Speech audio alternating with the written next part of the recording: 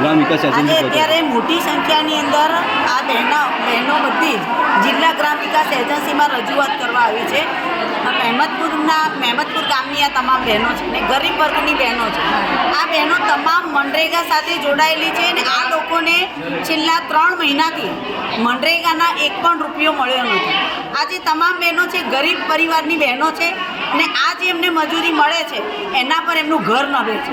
અત્યારે કેટલા સમયથી છેલ્લા 3 મહિનાથી એમને વેતન નથી મળ્યું.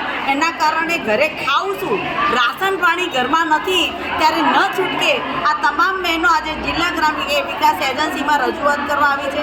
અમે પણ આજે રજૂઆત કરી ત્યારે અમને એવું જાણવા મળ્યું છે કે આગળ સરકારમાંથી જ આ ગ્રાન્ટ આવી નથી. ત્યારે આપના માધ્યમથી સરકારશ્રીને પણ અમારી એવી રજૂઆત છે કે આપ લોકોના પૈસે જ જે બધા તાઇફા કરી રહ્યા છો એ બંધ કરો અને જે ખરેખર લોકોની મજૂરીના પૈસા છે, લોકોના ટેક્સના પૈસા છે, એના ખર્ચે જ તમે આપ જે લોકોને ભેગા કરવાના જે પૈસા ખર્ચો છો એ બંધ કરો અને સાચા અર્થમાં જે લોકો મજૂરી વર્ગના લોકો છે અને સરકારી જે યોજના છે માનનીય વડાપ્રધાન શ્રી ઇન્દિરા ગાંધી વખતની આ જે યોજના છે મનરેગાની, એ લોકોને એમના પૈસા ચૂકવવા જોઈએ અને ઝડપીમાં ઝડપી એમને આ વેતન મળે એવી અમે આજે રજૂઆત કરી છે.